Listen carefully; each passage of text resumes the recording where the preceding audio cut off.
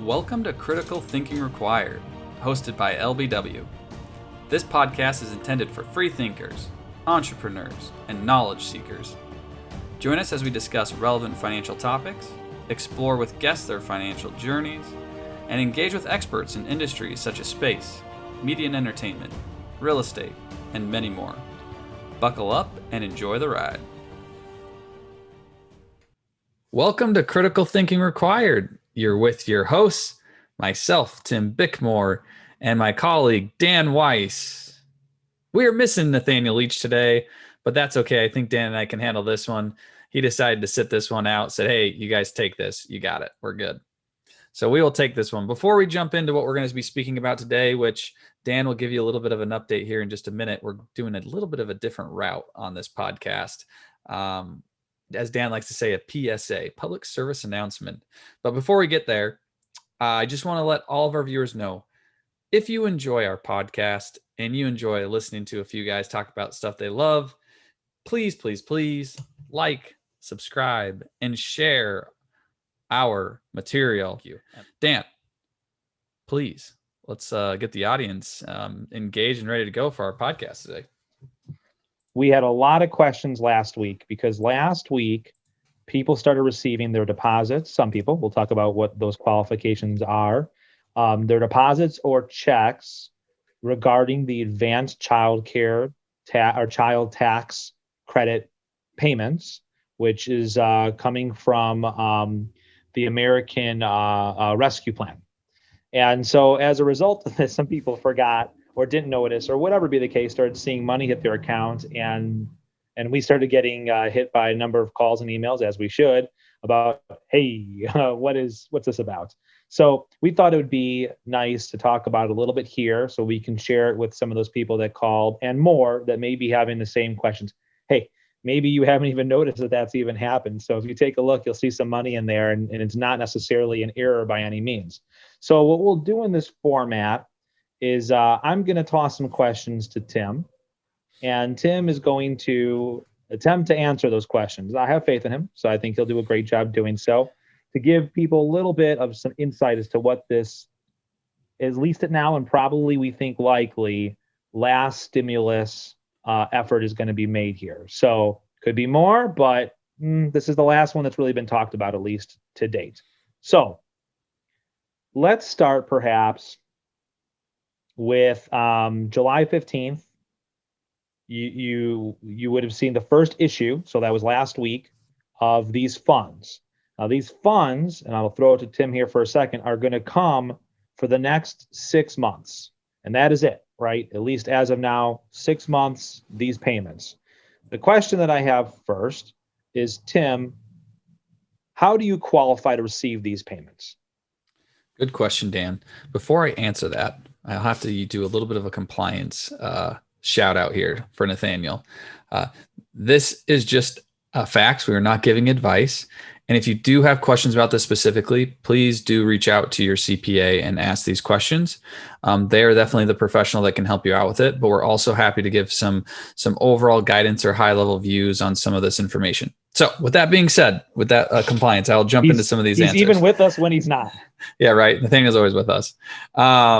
To qualify, so there is income restrictions on this child tax credit. Before I get into that, the child tax credit allows you to take a credit on your taxes, which will lower your taxable amount in the event that you have children. Now, they made some adjustments to the child tax credit. They did reduce the actual income levels that people can receive this. So it's not as people who are really wealthy won't be able to take this credit. People who are making good money will most likely be able to do this. But there's two different buckets. One is for children under the age of 6. And then there's a second bucket for children any age below 18 to 6. Now, these amounts are in the event of, for 6 and under is $3,600 per child. And then any child between 18 and 6, or 18 and unders, right? So 17 and 6 is $3,000 per child. In order to qualify, your income levels have to be below $150,000 for joint filers. If you're filing as a head of household, it needs to be $112,500 or lower. And for all other filers, aka single filers, you need to have an income below 75,000 in order to take advantage of this credit that we're talking about. So, how is that going to work though? There's a few other details here. This is subject to clawback. What do I mean by clawback? I mean that the government could come back and say, "Hey Dan, those advance payments that you took, you actually don't qualify for them." And you're going to say, "Well, what do you mean? How do they know if I do or don't qualify?" Well, the way that they're actually going to be able to do these advance payments, or how they did it, is they looked at either your 2019 or your 2020 tax returns, depending on when you filed your 2020 tax return. So if your income has adjusted, has it gone up above these levels, and you're receiving these advance payments, the government does have the ability to come back and claw back those advance payments because they weren't based off your 2021 income. So that's just really important to know, because what you could do is, and to get into not as much in the detail, I know this is going above Dan's answer, but what you could do is you could go to the IRS website and you could actually stop those payments if you know that your income is going to be significantly higher than what you may have filed in 2019 or 2020. So that's how you qualify. You have to be below those income limits. And then again, you'll be able to claim it if you are $3,600 for anybody below 6, and then $3,000 for any child ages 17 to 6. We're going to break that out in a second. And just so people know, if you're like, well, get out of it, like, how did I get into it? There was actually something that was sent a few months ago that allowed, the default was to receive this. So if you got something in the mail from the IRS and you did nothing with it, that's why you're receiving these. You had to actually opt out of it to not get these payments. But like Tim said, you can go to the irs.gov site and you can opt out of it now. And you will want to consider doing that if you think you're going to be over this threshold. So just to break it down a bit, because I'm sure people are, we've had these questions. They're wondering, well, is this going to put me in a worse spot than where I was last year, or a better spot? Because the fear here, of course, is, and Tim will detail this out, I'm sure, the fear here is, well, if I'm getting these payments now, because it's in advance, and if you get a check, it's going to say that right on there. If you're getting these payments now and you get this advance, that means then you're going to get less of a credit at the end of the year, which is true. But what Tim will explain too is how that is being offset so that the difference, if anything, is hopefully not significant. But if you're taking the money now, you're taking a portion of that credit. You will not receive that portion later on in the year. So Tim, could you talk about a little bit, and then we'll make a hypothetical, and then perhaps we can kind of break it down as an example. But what do I mean when I'm saying we're getting a portion of the credit now? And heck, we could even make a hypothetical now if you think that makes sense. Up to you. Okay. Yeah. So to clarify, one thing that Dan mentioned is, why is this impactful? So this advancement, right? So this is an advancement of the credit that the government's giving to the people who want to receive it. As Dan mentioned it, the default method was to receive it, but you can't opt out of it. Where people are getting nervous is saying, well, what if I can't take the credit on my taxes in 2021? Will that mean I have to pay in more taxes, right, when I go to file? Now, how much you pay into taxes is not that simple. The credit is going to obviously make a impact, but it's about your withholdings. It's about how much you contributed to retirement accounts. If you had any other expenses you could deduct, mortgage interest, are you doing the essentially itemized deductions, or are you taking the standard deduction, right? There's a lot that goes into play to understand how much you owe to the government at tax time. But this is one thing that could affect it, because instead of having $3,600 to deduct or take as a credit, right, you are only going to have roughly $1,800 to be able to take as a credit. So if you spent that $1,800 that was advanced, there may be a potential tax hit, but it may not be as bad as that sounds. And here's the reason. The government is advancing 50% of the credit. So using the 6, anybody below 6, they're advancing up to $1,800 in money to you today. They're doing this to make sure that you can get supported and with child support due to the COVID-19 pandemic. However, if you actually look at the 2020 tax child credit that you would have received, it would have been $2,000. So essentially, the only thing that you're missing out on at the end of your tax return is $200 in credit. because last year you would have got 2,000, and no matter what, you're going to get 1,800 when you file your taxes. So it's a $200 difference. So it's not it again could impact some. It may change a little bit, but it's probably not too material for most, if you're looking at it from that perspective. Now, if you look at it from the children 17 to 6, then that's $3,000 compared to last year. It was still $2,000 for anybody 17 and younger. So the difference would be you're getting advancement of 1,500. So that means your credit will be 1,500. Compare that to 2020 of 2,000. Then you're going to be off $500 instead of the 200 I just mentioned to Dan. So it's again, you have to be conscious about it, but is it as impactful as maybe people look at it right off the bat? Probably not so much. And then there's another thing that we'll dive into, where if you had any child related expenses, so child and dependent care tax, they actually upped that for a one-time thing in 2021, which could actually recover that amount if you spent money on daycare or other work related expenses to be able to work or look for work for your children. So we can get into that, but overall, that's kind of the situation. Again, 6 and under, you're about $200 if you take the advancement compared to last year. 17 to 6, it's $500 compared to last year less in credit, but you're also getting the advancement. And the government's done this so people can actually spend the money and use it. That's the intent of the bill. So I'm going to walk us through a bit of an example. Tim is going to correct me if or when maybe I should say I misstep, right? And then we can build in the second piece here that Tim is talking about too. So my daughter is almost 5, so she falls in that 6 and under category, right? So assuming that my income is underneath this threshold, right, and of 150 is what Tim had mentioned, right? So assuming this, and that I have a 5-year-old in play, right, I would be receiving checks of $300 a month starting last week until December for a total, right, of $1,800.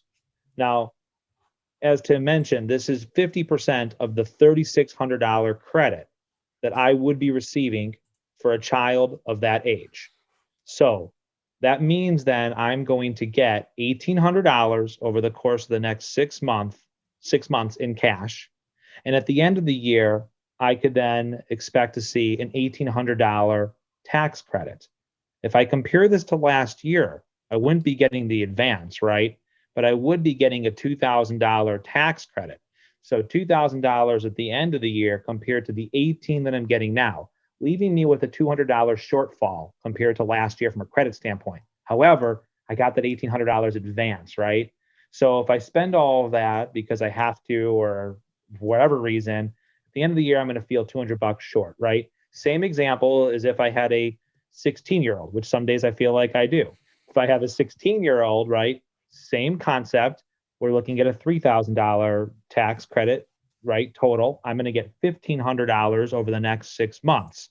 That's half of it, leaving me with $1,500 at the end of the year for a tax credit. But I would have got $2,000. Now I have a shortfall of $500. If I spent that money, got $500 now that I have to come up with. That's the first portion. Tim, did I mess it up yet? You're good. Okay. You're nailing it. So You're nailing it. Great. So now we bring in the second piece of this that Tim is talking about, right? And before we bring that into an example form, there's a second piece to this credit, right? It's a second credit. It's the child and dependent care. They are separate credits. Correct. Yeah. So what qualifies, Tim, to receive that second credit, and then we can build it into this first scenario. Sure. Yeah. So the second credit is what's called the child and dependent care tax credit. And what this credit is for is essentially to support people who had to pay for care of a dependent, of a child, or someone else, but who is considered a dependent, and in order to work or find work. And they have actually upped the amount that an individual can take as a maximum credit up to $4,000 for the year, for 2021 specifically. So what this is considered is you can take, so the way that this works is, let's say that you had $8,000 of expenses. So we'll use Dan for example. So let's say that Dan spent $8,000 for Leora to go to daycare so Dan could go to work during 2021. He could say he could then use that and he could take 50% of that 8,000 to take a maximum credit of $4,000 for the year. If you were to compare that to 2020, Dan would only been able to deduct up to $3,000 for Leora, maximum eligible expense, at 35%, which would total a maximum credit of $1,050. So Dan would have access to $2,950 more in credit based off of this year compared to last year, which if you were able to take that eligible credit, he would actually be better off in this tax year than he was last year and still get the advancement as long as he was able to take advantage of this credit specifically. So it can be better off. It also changes if you have, so that's for one child. For two or more qualifying children, you can do up to $16,000, which then would equate to $8,000 in maximum credit. So overall, if you look at these two credits together, if someone is able to take advantage of the full amount, then they should be technically better off this year than they were last year when it comes to how much they would actually owe or pay in taxes. Does that all make sense? And hopefully that was clear. I think it was pretty clear to me, Tim. It's a complicated piece. So if any of the audience needs to talk more about it, you know how to reach us, and we'd be happy to shed some more light or point you in the right direction. But I think that's about as clear as you probably can get on this, at least in the time frame we're allotted to speak to all of you here. Well, and I think too, Dan, what I could do is I'll run everybody through the Leora example from start to finish. So to give an example, let's say that Dan in 2020 was going to take advantage of all credits available to him. He would have been able to take a $2,000 credit for Leora just for the child tax credit. And then he would have been able to take an additional $1,050 in the child independent care tax credit. So his total credits would have been $3,050. In 2021, if Dan was to be able to take advantage of all credits available to him having Leora, being younger than 6, he would have $3,600 in the child tax credit, by which $1,800 was advanced to him in cash. And then in addition, he would be able to do $4,000 in the child and dependent care tax credit. So his total credits would be $7,600 compared to the roughly $3,050. And then in addition, he would have been advanced $1,800 in cash. So the overall structure of the American Rescue Plan Act actually should be a lot more beneficial as long as people can qualify for each credit and then take the maximum amount of each credit. It actually really is better. So if you can do both, then there really is no worry of the advancement when people are worried if that was going to hurt them in the long run. However, please note that the child tax credit has a clawback. If your income goes above the limits and you are unable to take the credit, they will claw back the advancement of the payment. So it's just something to take into consideration. And as it also stands right now, both of these types of credits are one-time deals. There's no talk of this happening again next year at this point. Yes, I believe, I know for sure the child independent tax credit. I don't know if they set the child tax credit in stone or not. I do know, though, that the child independent care tax credit is a 1-year deal. I'm not sure about the child tax credit if they're going to leave that or not. So I don't know. We'll leave you audience with a little bit of homework there if you're interested. Or I'm sure by the time the night is out, Tim will probably, out of his own curiosity, dig that up a bit more too. Yeah. Tim, any other lasting thoughts before we head off on the podcast tonight? No. I think that it's if anybody has any questions, obviously please feel free to reach out. I will reiterate my compliance. We are not CPAs. This is not tax advice. We are just talking about what the legislation and the act states in a factual standpoint, just to make sure that people can understand it. Dan and I are very auditory people. Nathaniel loves to read. We like to listen. So for all our listeners out there, we hopefully this helped out. But if you do have questions, or if you want to talk to us, it's an easy thing. Just shoot us a call. We're happy to discuss it. Only thing I'll say is just there's always a lot of fine print. It's there for many different reasons. Doesn't mean that people like to read it. So if you're not going to read it, it's okay. But then lean on somebody that does. And with that, we wish you all a great night. That's all, folks. Thank you for taking the time to start your journey of thinking differently and listening to LBW talk about stuff they love. Until next time.